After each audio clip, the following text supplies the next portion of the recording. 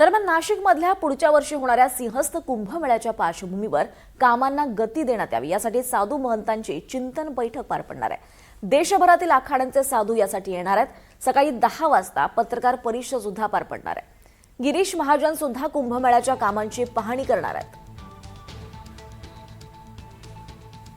कुंभमेळ्याच्या पार्श्वभूमीवर आज बैठक होत आहे। गिरीश महाजन सुद्धा या सगळ्या कामांची आज पाहणी करणार आहेत।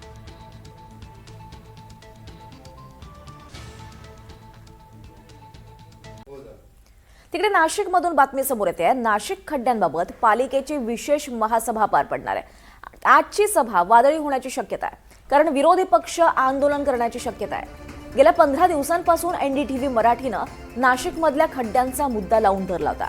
मुख्यमंत्र्यांनी याबाबत काल मुंबईत बैठक घेतली आणि त्यानंतर आज महासभा पार पडणार आहे।